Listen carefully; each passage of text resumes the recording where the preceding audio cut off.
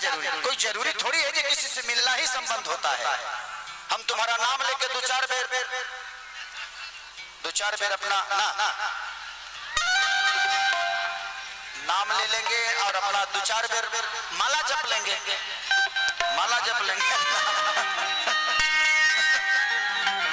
तारा से डरा गए बनी हम प्रभु। यूट्यूब वाले भाई हमारे भैया अरे काफी बड़ा हो गया है तुम्हारा बाल, पहले छोटा था। सलोही के पत्रकार राधेश्याम कुशवाहा और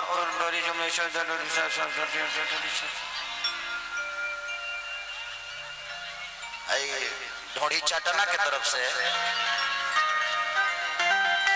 लाहो ए बरा तोरो बुझाओ था कि कोनो मौरत से भेंट भइल बा।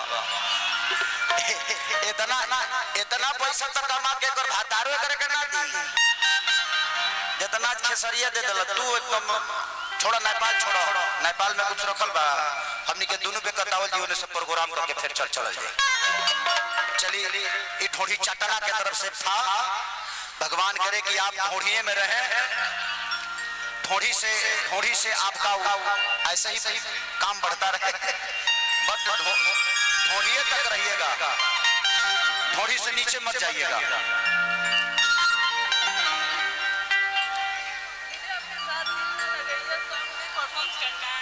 मेरे साथ बाय मैं आपके साथ सब कुछ करूंगा, चिंता मत करो।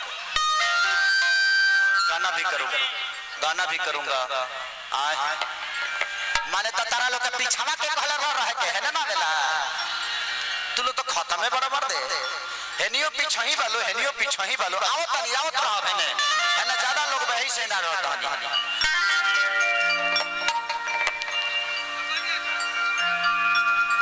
ब्रेक डांस में थे हम, कहां बातों में बोझुरा गए कि रोज भाटी बसे। अब ब्रेक डांस में अरे कि रोज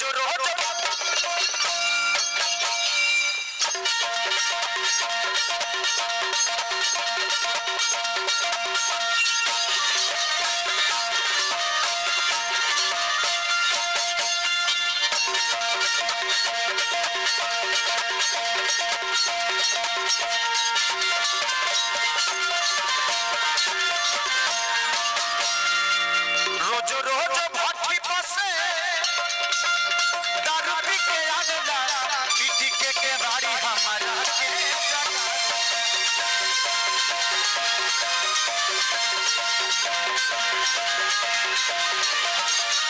रोज भाटी बसे, दारू पी के आवेला, पीटी के बाड़ी हमारा के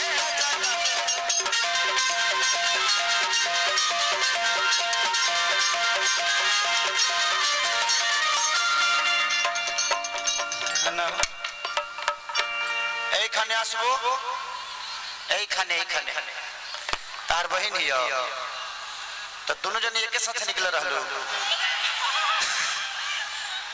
ये बड़ी है कि छोटी है?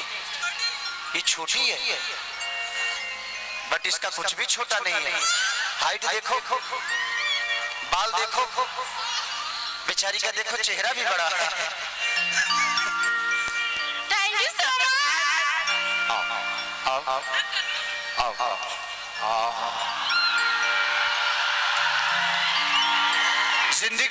जिंदगी मिले तो खेसारी लाल यादव जैसे जहां चाहता वहीं पकड़ लेता हूं। शरीर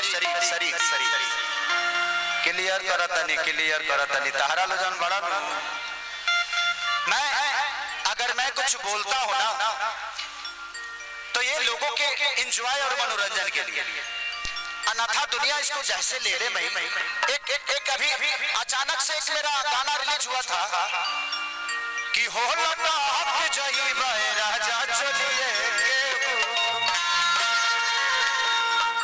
उसमें मैं और एक बॉम्बे की बहुत हिंदी की बड़ी अच्छी कलाकार है आकांक्षा पुरी जी, मैं उनको इस पे बैठा के टिप्स मार रहा था, पुलअप्स।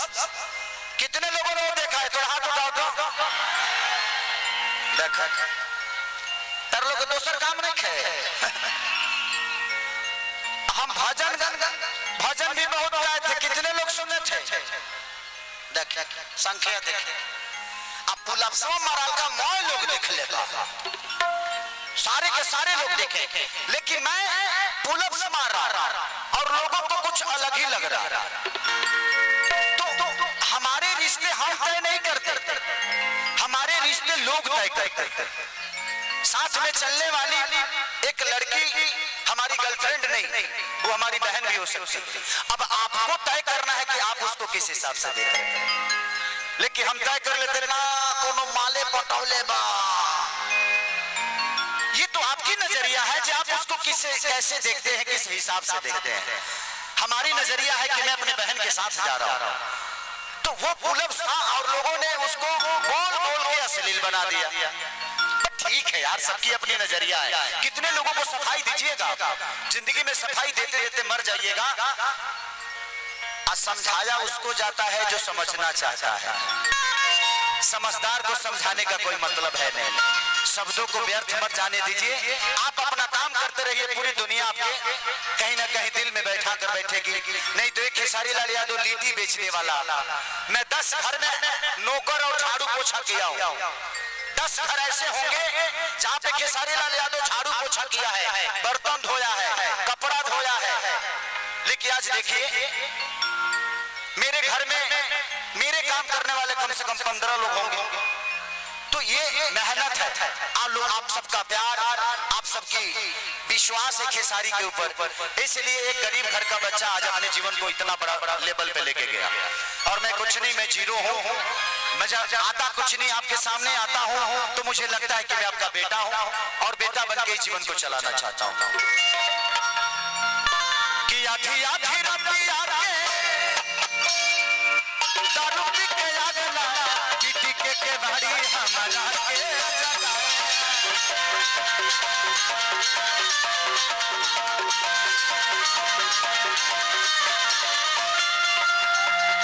ए बाबू तो हमारे के छोड़बू ना, रोका ना रे। एगो सिस्टम निमन मिलल बहुत कहां पहले रहत रहल पागले करबा लोका का चाहती हो? आपसे बहुत प्यार करती हूँ सर। देख आई छोटकी प्यार करती है तो बड़की के कितना मजा मिलता। एकरो लागत कि एकरे बहाने कहियो हमरो भेटा जाई है। प्यार करती हो, बट आप इस भरे मंच से बोल रही हो, जिस दिन शादी आपका होगा वो का सोचेगा मर्दा रे? ना ना बाप रे, हीरा लड़की भी रे दादा ते बैठ, हम तोरा से रात में मिले। हाँ तो गाते गाते तो रात हो ही जाएगा ना जी, जाते जाते मिल लेंगे तुमसे बेटा। बैठ। अच्छा ये इतना हाइट हिल लगा के भल भी है, हाइट है ओके। कि आधी आधी राती आके एकनी से बतियावत नहीं तो हई ने रूसल। बेटा मेरी पहली पसंद आप ही हो, आपके साथ मुझे बहुत कुछ करना है। सिनेमा भी करना है, गाना भी करना है, स्टेज प्रोग्राम भी करना है। तारा लो तो दूसरे बुझले हो खबो दिमाग दिमाग अपन अपन सोच लो। तू लो जो सोचले बड़ा वो हम चाहते कि आधी आधी दारू पी के आगला पीटी के बाड़ी हमारा के।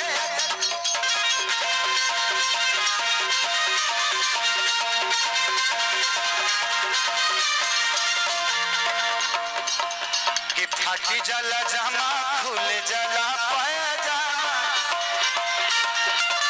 फाटी जला जामा खुल जला पायजामा, बेकार और भी के रोक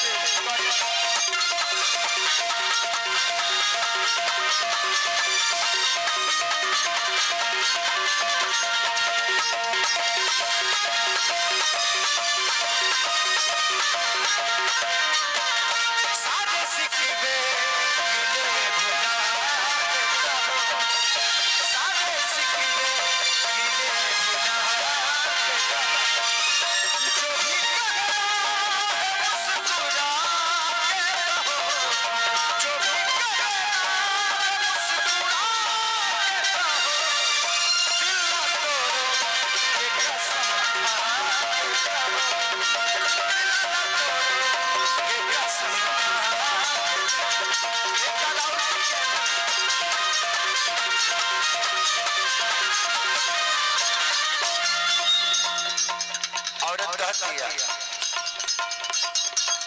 कृष्णा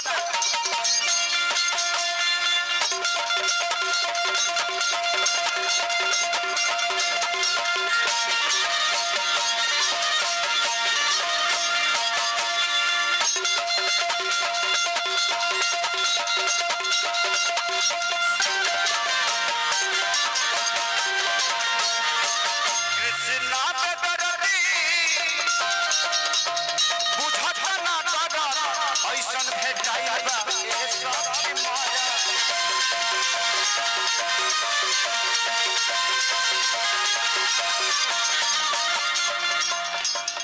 कृष्णा पे दर्दी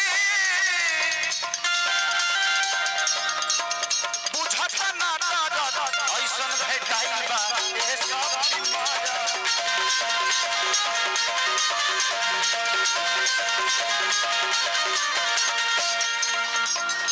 एक के बिगड़ल बड़े